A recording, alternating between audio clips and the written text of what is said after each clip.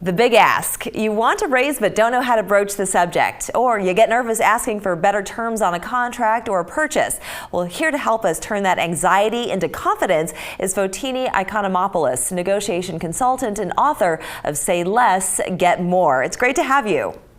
Thank you for having me. It's a pleasure to be here. Why do some people have a hard time asking for what they want?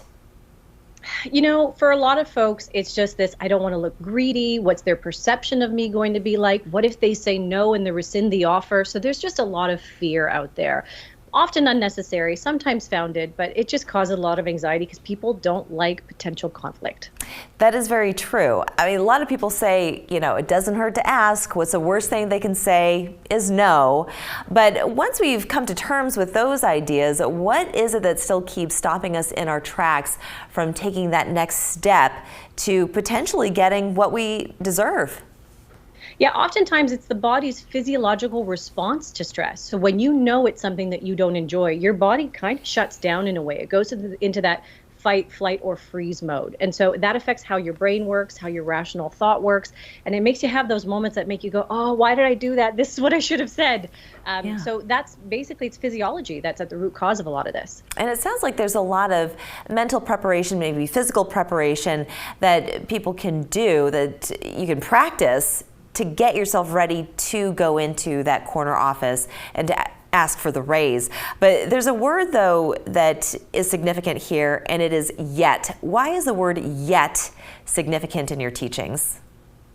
Well, oftentimes people will shut themselves down before they even have a chance to get things started. They go in with a very closed mindset, like I've never done this before, or I can't do it, or I'm not used to it. And so if you can just add that little word onto the end of that sentence, I've never done this before, I haven't done this yet, I haven't had this conversation yet, I haven't achieved that promotion yet. All of those things now open up these possibilities that triggers your brain to go, okay, this is an option now. I'm not going to shut down. I'm going to look for those potential opportunities. Yeah. It really changes how you function when you just change your mindset a little bit. And what do you tell someone who is self-sabotaging? Because again, you say that there's a physiological response to stress.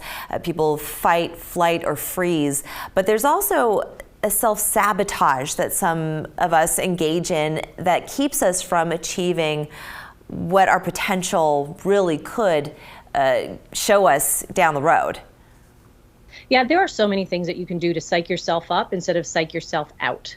And so when it comes to little things like finding a little bit more confidence, it's things like even striking a power pose. So changing your physical appearance, changing how you physically show up can also help your brain catch up to what your body is telling others. You can do things like, instead of focusing on the fear of, I don't know what's going to happen, or I don't know what to say, focus on what you actually do know. What has happened before? What details do you possess? Could you practice in front of a mirror or with friends before you go in there so that you're not tongue-tied the moment all of this happens? There are so many things that you could do to get your brain in line with what your mouth should be speaking out to the universe. Right. And another tip here is remember past victories. And it's true, because when we're embarking on some uncharted territory, we're worried about what the outcome could be. But sometimes when you think about, well, when we actually broke through that wall in the past, and successfully so, we should remember those times and try to apply it to today. Yeah, this comes straight out of sports handbooks. So if you've ever watched tapes or been in a locker room before, you know the coach isn't in there, you know, at the halfway point going, you guys are awful, you need to do better. They're going, hey guys, remember the last time we got that ring? Remember that really great game we had when? And that gets people really pumped up. Now you're triggering your brain to remember those times, and it's psyched up to be ready to achieve that one more time. Absolutely. So it's remembering past victories, physiologically getting yourself ready, and also I love the idea of the practice method, but also to visualize success, to visualize what it's going to be like when you've achieved this.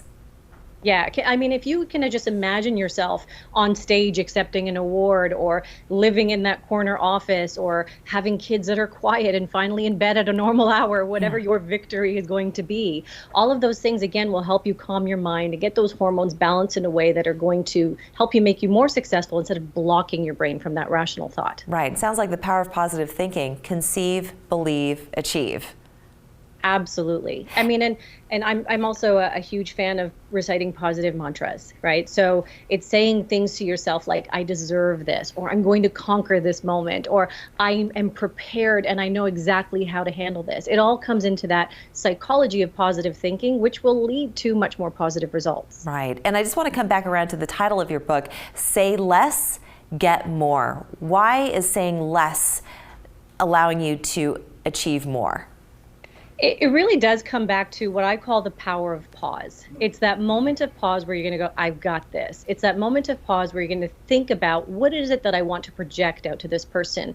Because the temptation when we go into that fight or flight mode is, I'm just going to keep talking until something happens. I'm going to fill that space. And that's what can get you into trouble. And you're going to have to correct a lot of damage. But if you could just say less and take that moment of clarity, you are going to get a lot more out of every situation that comes your way. That's a wonderful way to end it. Fotini, Iconomopoulos, thank you so much for joining us. It's been my pleasure. Thank you for having me. We're back in 2 minutes.